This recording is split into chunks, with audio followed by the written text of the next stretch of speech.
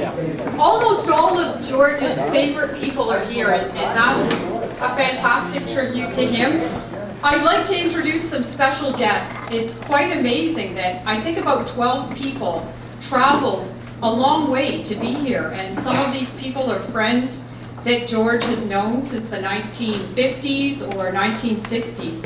So I'm calling them our special guests because they made such an effort to get here, and it's really great to see them. So I'm going to introduce our special guests, and you might be shy, but if you could stand up, that would be great when I call your name, or at least wave an arm so that people know who you are. So first of all, I think two of George's oldest friends here are Laird Sloan, but I haven't seen Laird. Is he here? I haven't seen him, but Bill Day is definitely here. And Bill roomed with George at the University of Michigan as an undergraduate. Another very old friend that I've had the privilege of getting to know well because he let George and I stay at his place for training camps in Santa Barbara, and he even had George's boys and girls 4x4 team stay at his house for 2 weeks or something. After that, he didn't want to see us again, but that's Charles Ryback. Where's Charles? He's here. There he is. Thank you, Charles. So he's come today. Another old friend is Les Besser, who met George in Montreal when they were running in the same trot club together. And Les ran 400, but his real specialty was the 4 hurdles. And his wife Susan is with him. Good to see Susan here too. Now, let's see. I have a couple old teammates here from George S. Henry, Andy Buckstein and Tim Park. And another teammate from the York University Track Club, Margot Wallace, is here. Thanks, Margot. And George Jennings is another George S. Henry student. And I just noticed the arrival of George's co-coach of George S. Henry Cross Country, that's Phil Jackson. He's here from Victoria with his wife, Mary. So their timing was really good in getting here. Another super special guest who will be entertaining us today is Boris Mishenko. And Boris taught with George in Toronto for many years, I think just at Earl Haig. And finally, I'd just like to mention two of my oldest friends and running partners, Steve Pimentel from Toronto and Beth Primrose, who traveled from north of Toronto, Huntsville, met up with Steve in Toronto, and they flew out here on Friday night. So I'm really happy to welcome them. I'd also like everybody to recognize George's family, his brother Milt, and nephew Chris, and niece Maya. So it's good that they could be here today. Now we have to have some lively music, so I'm going to call on Boris to start things off.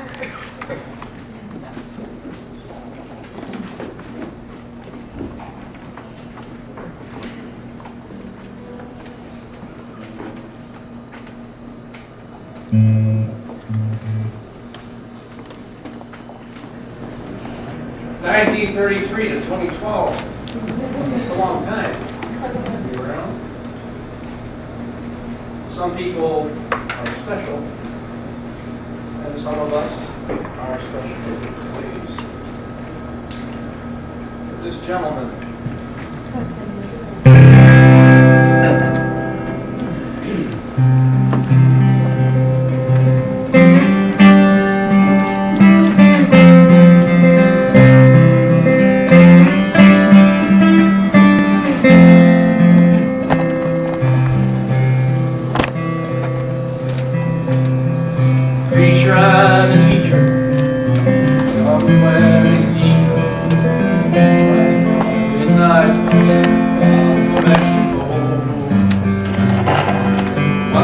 headed for vacation, higher education.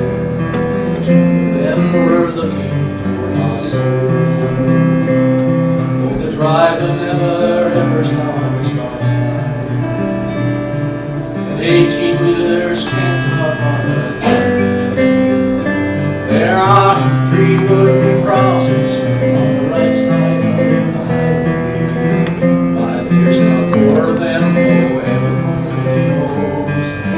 Not what you take when you leave this world behind.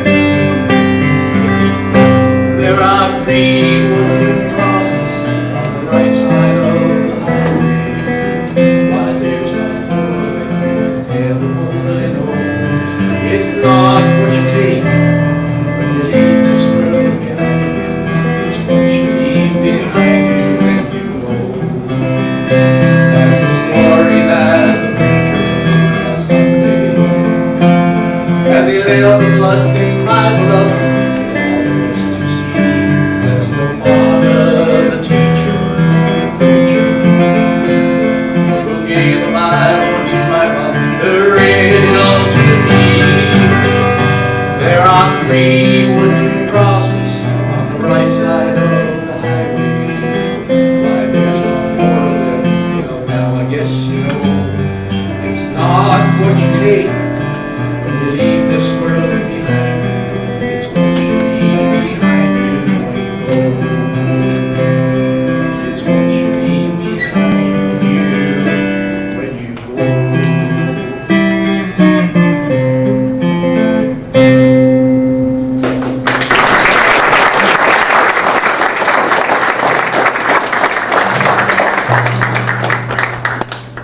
The testament to what George left behind you is demonstrated by all of you people here. He left a great deal behind in many different ways and touched us in many different ways. George also had an interest, as you know, and all of you people who live here know, in the environment and in nature.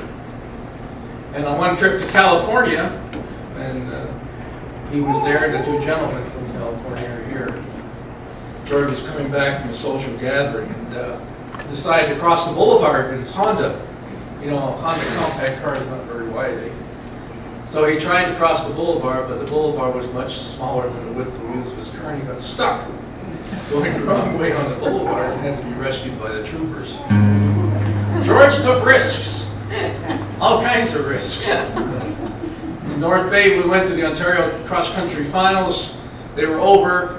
We had Joseph Kabur on that team. He did very well, and so did the other girls. We got the kids in the bus, and George said, "Let's go for a walk." And I said, "A walk? We got to go." And he said, "No, the bus is only going to leave for a couple hours. Don't worry, you just want the kids in the bus." So we did go for a walk through the woods and through the trails, and when we got back, all the buses were gone. George was adventurous. Luckily, by chance, the track coach from the Etobicoke had an injured athlete. The only car that was there was his car. He drove us back to Toronto. When George was in California, he told me about a place, and the place never registered on me at all until somebody mentioned to me that Gordon Lightfoot wrote a song about that same place, the Redwood Hill. And I looked for it, and I couldn't find it, and somebody who knew the Good brothers, who were with Gordon Lightfoot at that time, they contacted them, they phoned me, and they gave me the lyrics. So here's my version, and it's dedicated to nature.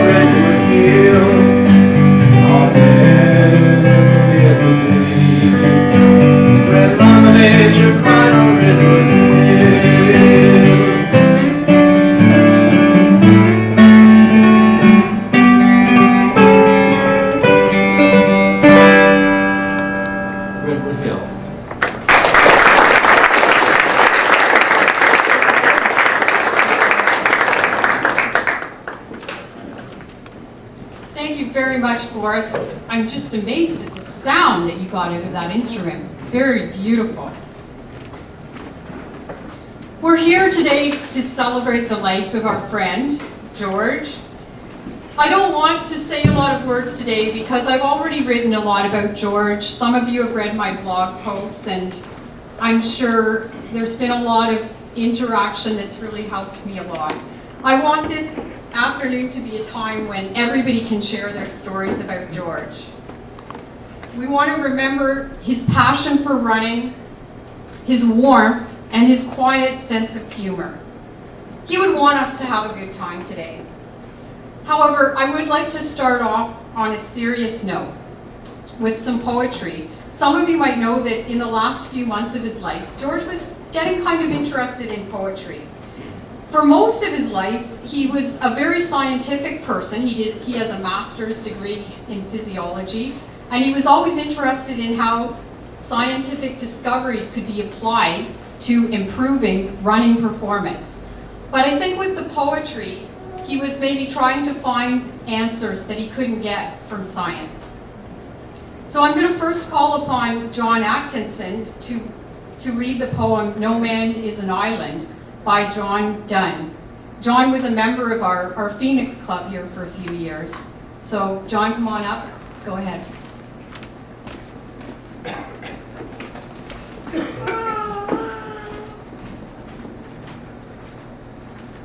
Thanks, Nancy. So this is "No Man is an Island" by John Donne. No man is an island entire of itself.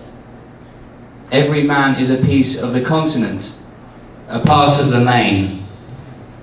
If a clod be washed away by the sea, Europe is the less, as well as if a promontory were, as well as any manner of thy friends or of thine own were.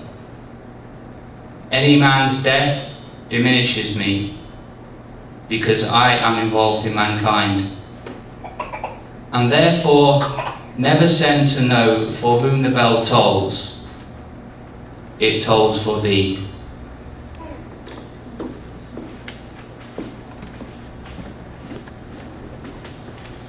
Thank you, John. I asked John to read this poem because I thought about how many people George was connected to and how many lives he affected. In his long coaching and teaching career, he helped hundreds, if not thousands, of athletes and students. And in his final years, he reconnected with a lot of these people through Facebook and Skype. So he was really good at using modern technology to get back in touch with people, and that brought him a lot of joy in the last couple of years of his life. So it wasn't surprising that in the days after he passed away, I was just flooded with emails and comments on my Facebook page and on my blog.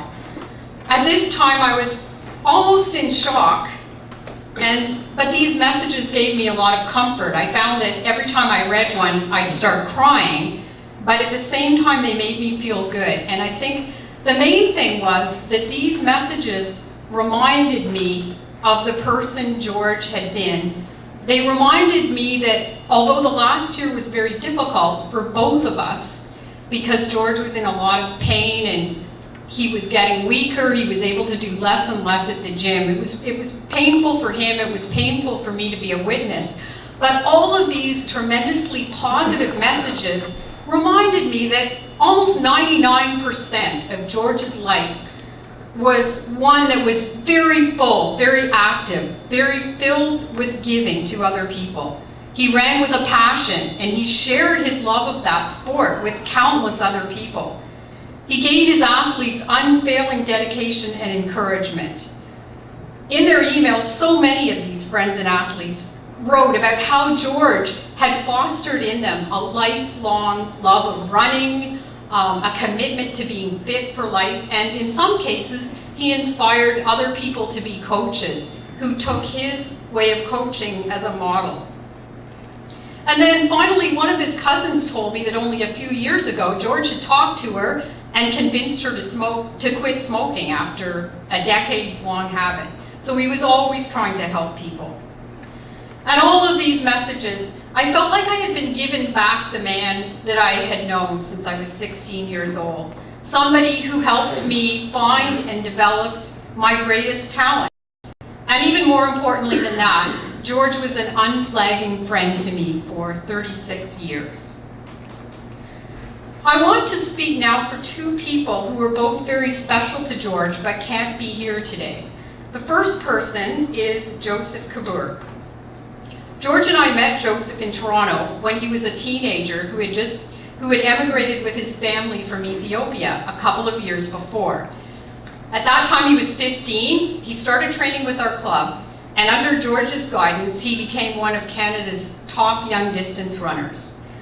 And then in 1990, Joseph traveled with George, my husband Paul and I when we moved from Toronto to Vancouver, and he lived with us for almost a year during his first year of study at SFU. He eventually had to leave because he just couldn't stand the screaming baby that arrived on the scene. Joseph is currently in Ethiopia with his young family. For several years now, he's been giving financial aid and guidance to talented young Ethiopian runners. And he spent the last 2.5 years constructing a high-altitude training camp for runners. It's more than a training camp. It's a beautiful first-class hotel facility, but it has a track, it has trails, it has all the facilities top runners need. And he's even got Haile Gebrselassie on his side, helping him promote this camp. So anyway, that's why he couldn't be here today. But on the day that George passed away, Joseph posted a message on George's Facebook page, and I thought it would be a perfect message to read. So here's Joseph. George has been a friend, coach, and mentor for the past 25 years. When I met him back in 1987, I was a little skinny Ethiopian boy that had some talent for running. Within 3 years, he trained and guided me to an international level runner. He paid for many of my expenses out of his own pocket without ever expecting anything in return. He simply enjoyed watching someone grow and succeed. He taught me the importance of generosity and helping those in need. Many of my charitable works are directly as a result of the example George set for me. During my charitable activities in Ethiopia, some people ask me why I bother going through so much trouble for something that brings no financial profit. I tell them stories about George. I tell them, a long time ago when I was a new immigrant in Canada and didn't know too many people, there was a good old white man that changed my life. He was not related to me. He was not even from the same country as me. But his generosity helped me become who I am today. Therefore, I have an obligation to help others that are less fortunate. George, thank you and may you rest in peace. So that's Joseph.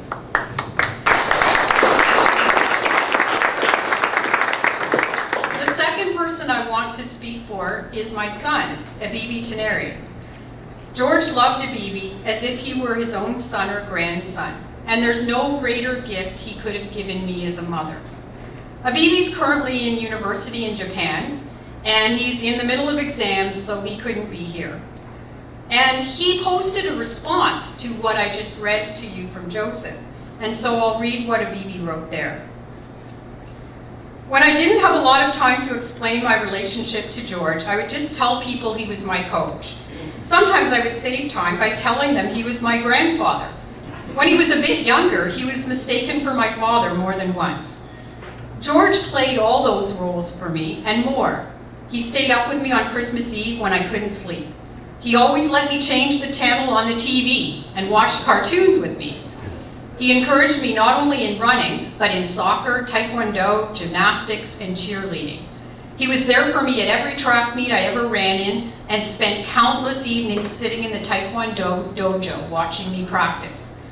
When my parents were out of town, he would look after me. We would go to Subway or McDonald's, or on a few memorable occasions, attempt to cook something at home, with disastrous results. More than anything, he was my friend, the oldest and best friend I ever had, and I never got a chance to say goodbye to him. Rest in peace, George. Well, that's sad. I cried when I read this again yesterday. But now, I'd like to move from sadness to celebration. Wherever he went, George created great teams of runners. The next poem I've chosen for today captures the spirit of being part of a cross-country running team. I got my start in running being part of George's cross-country team, and so I have a real emotional attachment to cross-country. To me, this poem, which is called Coming Home from Running, brings back all the sensory memories of running in the fall. It's by a man named Richard Kalish, who, like George, was a high school running coach. So I thought it would be a good idea to ask one of my high school teammates to read this poem. So Tim Park, could you come on up, please? And Tim's even brought some genuine George S. Henry clothing, but he refused to wear it. But it won't be the same look.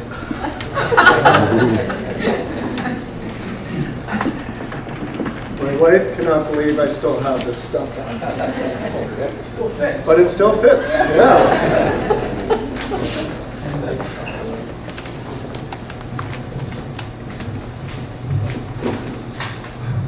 Want me to hold it up?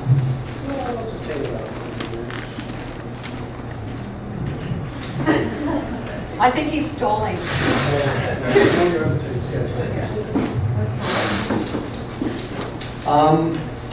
Anyways, I had the privilege of having George as my teacher and coach, and eventually what I like to think as my friend.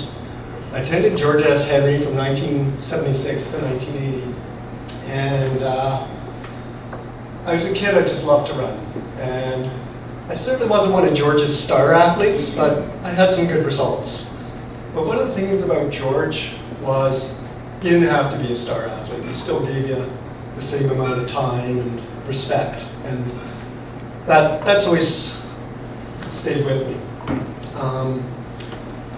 I was one of those kids that went to Santa Barbara in, I think it was March 1980, so Charlie, it's over 30 years. I hope you can forgive us by now. But that was a wonderful thing that George did for us as well.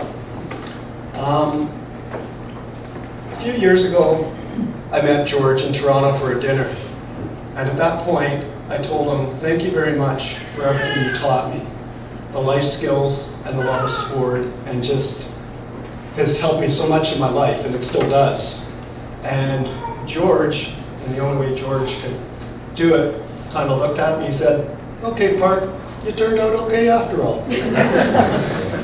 I think it helped also that my wife was born in Ann Arbor, so. Anyways, this poem, when Nancy asked me to read it, I told her I'd be honored and privileged. And when I first read it, immediately I thought of running cross country at George Henry in the cool days of September, early October, getting ready for OFSA. And you have to understand the way George S. Henry was situated. No matter where you went for a run at that school, you went down, which meant you had to come back up again, but it was always at the end of the run. And we would be doing 2-a-day workouts. The one in the morning would always be a long run, usually about 7 or 8 kilometers. We'd trudge down this hill, go through the Denalda golf course, come back up this hill, and it was a killer hill at the end. It was probably, I'd say, 800 meters, very steep incline. George would run those with us, and Nancy, of course, we were all chasing her.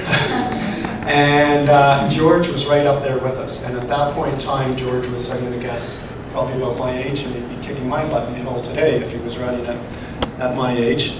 I still live in the area. I run that hill with my daughter, who is 14, and she kicks my butt in the hill now. Anyways, I'll get to this poem now that Nancy asked me to read. Coming home from running. Coming home from running, that's the finest time of day. When your legs are spent and tired, when the sky is turning gray. When autumn air is stinging, and your feet upon the ground shuffle leaves that snap and rustle with an autumn lovely sound. With your sweatshirt on your shoulder and your track shoes in your hand, walking home with rival runners in a weary, friendly band. When afternoon is ended, when you trudge towards locker lights, when the race is only over, only to be rerun on winter nights, then you're coming home from running in remembered autumn months. It's life's finest tired feeling, but it only happens once.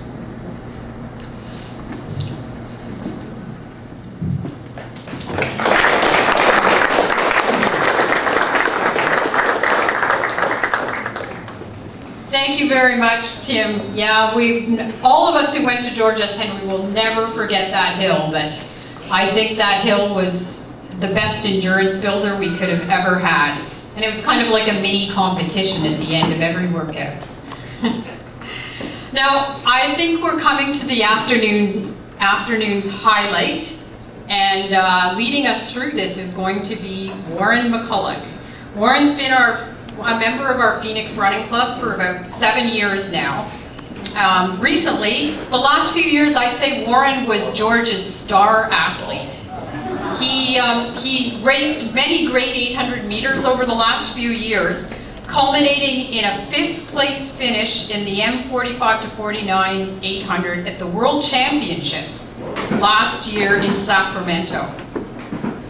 I'm also very grateful to Warren for being a faithful friend to George to the end. Warren made a lot of effort to keep a little group of George's athletes together, and even when George became too disabled to venture down to the track from the parking area, Warren gathered together his little partners, Anna Hilborn and Hao Chong, and they got out there and they talked to George in his car, and they did their workout, and they'd come back to the car and report on what they'd done. And that meant an awful lot to George.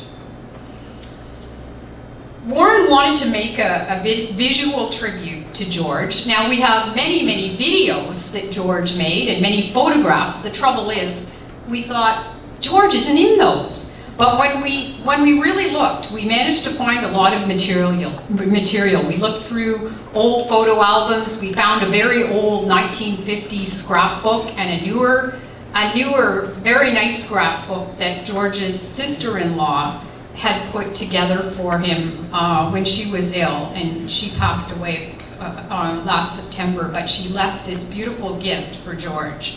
And we used a lot of the photos from that scrapbook in the presentation as well.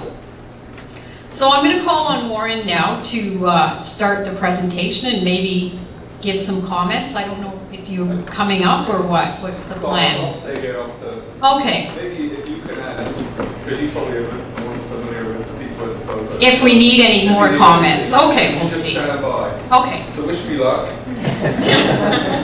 The music's a little iffy. It's sort of in true George fashion if you've ever seen any of his videos. You probably recognize a few of the songs, and here we go.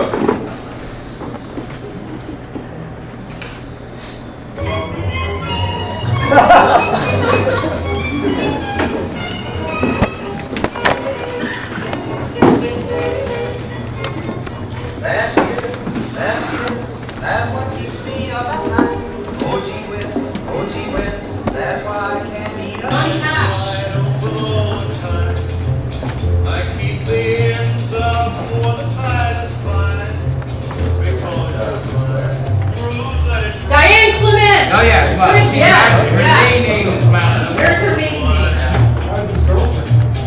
I don't know. That was She's married to Doug Clement.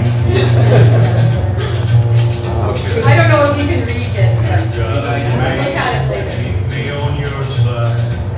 You give me calls for love that I can't hide.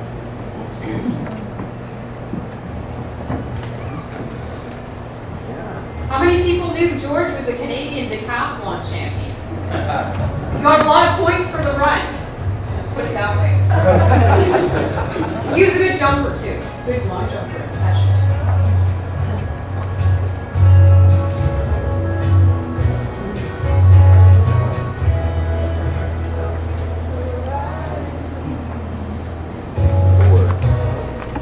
So George was ranked 20th along with Harry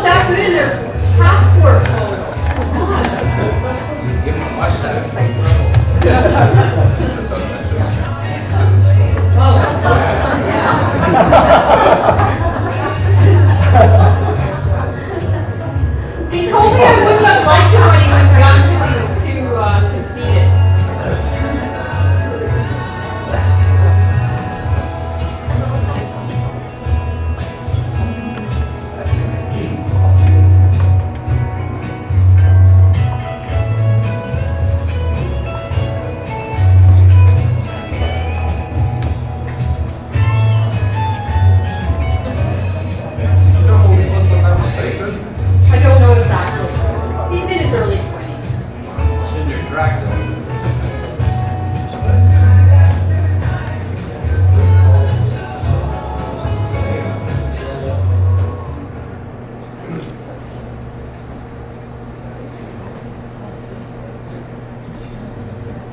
George was married for 5 years.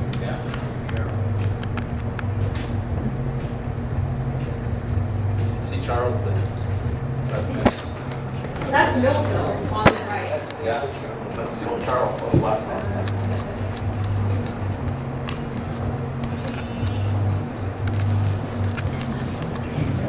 What spelling, Warren? You didn't show me that caption. That was the file name.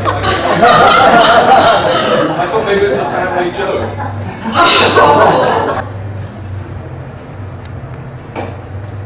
Excellence in high school coaching.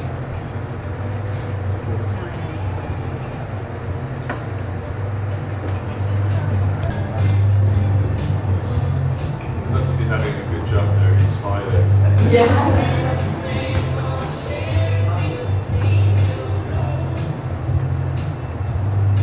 This was probably a master's pentathlon competition.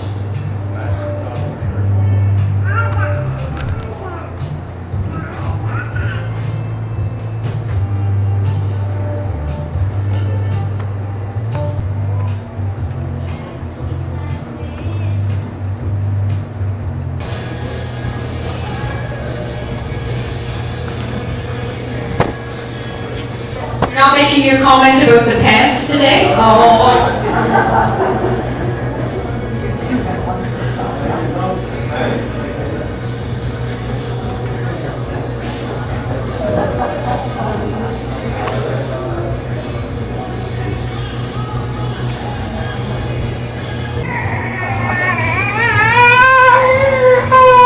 George memorized this poem back in his early school days when they did a lot of memorizing poetry, and I think he liked it because it reminded him of the crisp fall days in the Ottawa Valley.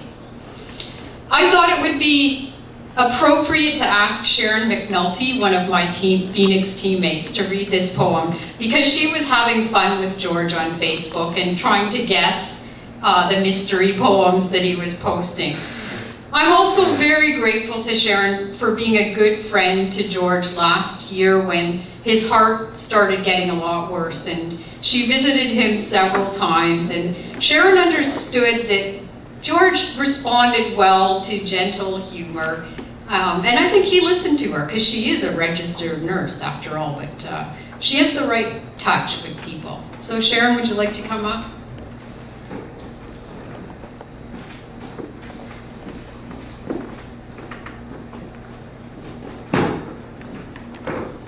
Thanks for that, Nancy. I'm probably like you, Tim. I was not one of George's star runners. But there's a lot of people here from Finnish Running Club that were really encouraged by him. And I was one of those people, and I feel very privileged to be able to call him my friend. So this is Indian summer. Along the line of smoky hills, the crimson forest stands, and all the day the blue jay calls throughout the autumn lands.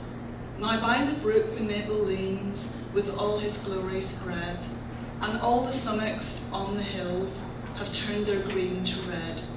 Now by great marshes wrapped in mist, or past some river's mouth, throughout the long still autumn day, wild birds are flying south. I've also got a message. Many of you will remember Emma Morgan, who moved to Ottawa last year. Emma couldn't be here, but she sent a message and I'd like to read it. Even though I had never stepped on a track until my 30s, George made me feel as though I had been doing it my whole life. He showed me a world that I had never experienced before. George welcomed anyone to join in and appreciated the commitment an individual had for the sport. George will live forever in my mind as a man who was passionate and dedicated to all his fellow runners. He also had a great sense of humour. He used to joke with me at the track, "Sharon, the 2-minute rest period, you do know it passed about 3 minutes ago." Thanks, Nancy.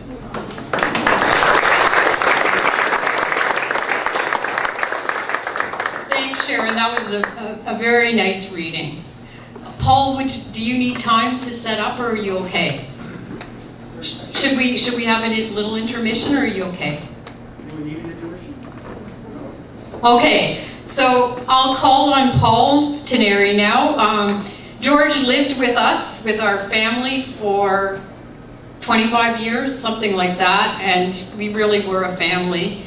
And Paul wants to share some of his memories of George, and he has some interesting audio-visual material as well.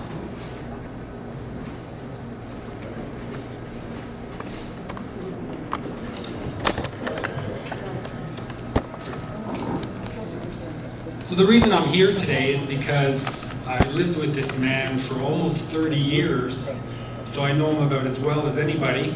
You never know more about someone when you live with them. And so the stories I could tell, so I thought I would try and do a little bit of the lighter side of George Reginald Gluppe.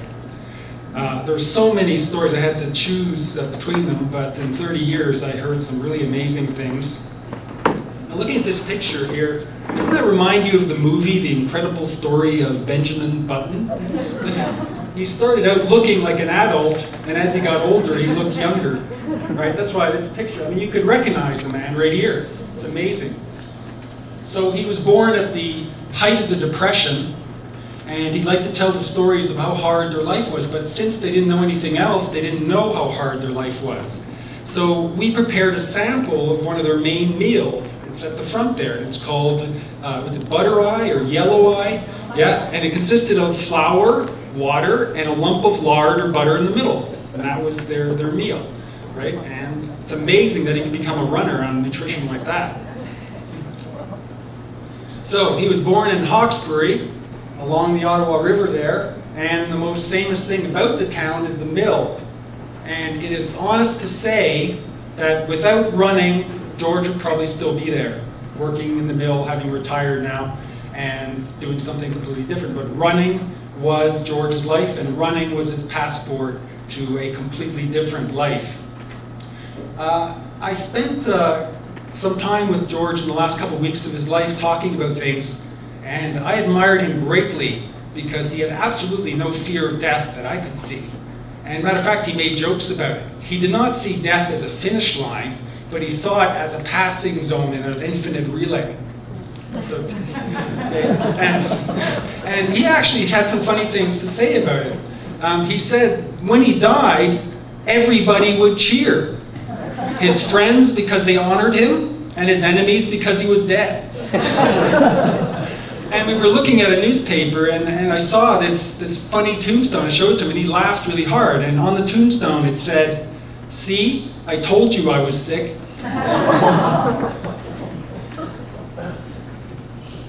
So there's his house, his family house there. And he liked to tell the story about there was no indoor plumbing. He had an outhouse.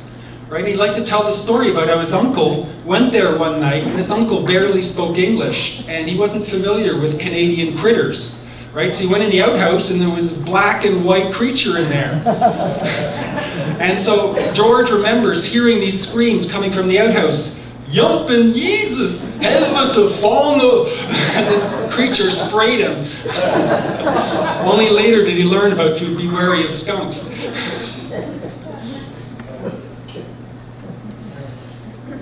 So there's a picture of George long jumping. He was a good all-round athlete, as you'd expect from a Canadian decathlon champion. And he really liked this picture. Here he was running in the United States. He liked to show up the Americans. Next. So, University of Michigan was his passport to a better life. And I'm not sure, but I believe he won a sizable athletic scholarship to go there. Otherwise, he wouldn't have been able to go there. And this was his ticket to a better life. And here we see the University of Michigan Cinder track. And this is the track team of 1952, which I think is just a year before he arrived there. Anyway, there's so many funny stories about Michigan.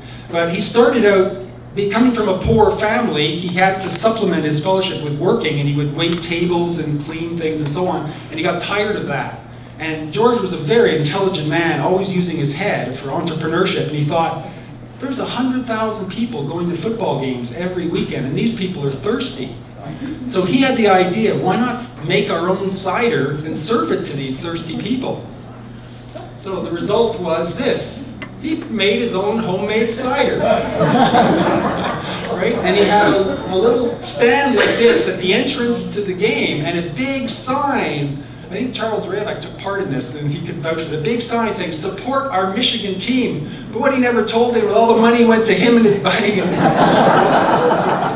Anyway, there was one time when they brewed a bad batch of cider, and they made the entire Michigan marching band sick. So this unfortunate guy tried George's cider. So, if you ever see some of the old films and see the entire marching band running for the washrooms, that's why. Thank you, George, for thinking. Yeah, well, what was really funny is that he had other students who knew him that would watch them counting the money after all the games. They'd bring in, what in those days was tons and tons of money, all cash, right, which they'd use to pay for books and their studies and everything. So you just see dollar signs in their eyes. So when George graduated, he sold this business to someone else. And this guy, not being wise like George was, went to the administration and said, "Oh, I'd like to continue this business selling cider on the football games." And the administrator goes, "What business?" and promptly banned it. So we've seen this picture. So he was a good all-round athlete. He was one of the reasons he became so good and later on became so bad was because he was constantly experimenting with new training techniques. Now he had read that Emil Zatopek, the famous Czech runner, had gotten better by hanging with one hand onto the train and striding alongside the train as it accelerated out of the station, right? Anyway, so George also read about Soviet athletes having elastic ropes pulling them and so on. So he wanted to do this and practice lengthening his stride. So what he did is he got some kid was the word. I don't know who it was. He never said the name, but some kid was driving the car. But unfortunately, George did a couple of mistakes. One, it wasn't an elastic rope, it was a real rope. Secondly, he tied himself in with a knot. So he says, "Go," and then he starts striding. Car goes faster, he's striding longer. "Hey, this is great. I feel fantastic." Going faster, faster. Then he's reaching top speed, but he suddenly realized he hadn't agreed on a sign to stop or slow down. And so going like this, and oh no! And the guy driving the car says, "Oh, go faster, faster!" So finally, George is going into the warp factor 1, and finally, he hits a complete wipeout. And this damaged his athletic career for years. He tore his muscles in his arm, in his legs, tore his hamstring, and this is one of the reasons these injuries came back to haunt him.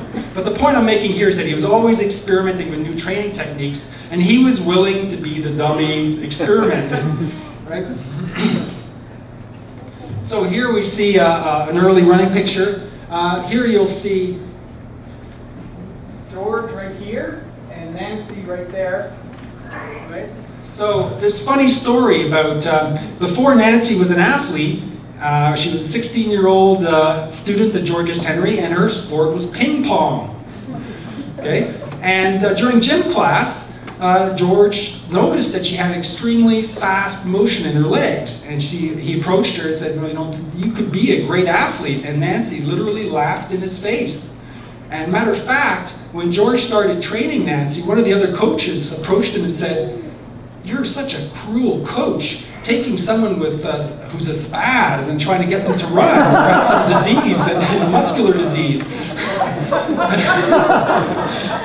This is true, right? And this is exactly the point. George had an eye, the very fine detail of what made a potentially great athlete, and he saw that in people where other people didn't. See, the creativity is seeing what other people do not see. And that's what George had the capacity to do, to see potential where other people just lived their life, nearly killed her because of the heat.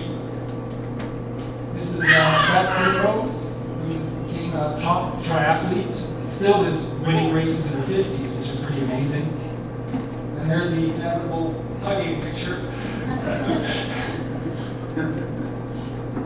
And this is Jeanette Wood, who went on to run, I believe, around 2 flat in the 800 meters and took part in the Francophone Games, even though she was too injured to ever do the Olympics, but she's certainly one of Canada's great 800 meter hopefuls. And even though I was hopeless, never giving up on me. And believe it or not, this is not a picture of a steeplechase. This is a picture of me running a 400 meter hurdles, and I missed the last bend.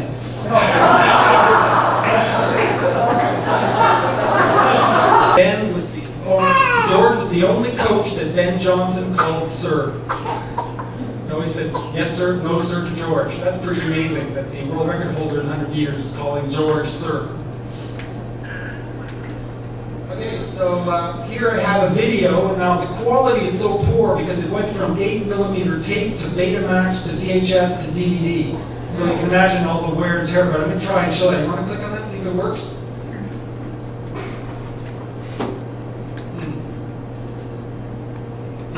Commentary here. This is Nancy baking bread. This was done just before the '88 Olympics. Nancy baking bread, and here Nancy's going to say, I was discovered when I was 16 years old, and George approached me, and I had no belief that I could play any other sport but playing ping pong. Right? And so here is George running with Nancy on the track at Earl Hay. So here you can actually, those of you who've never seen George run, here he is.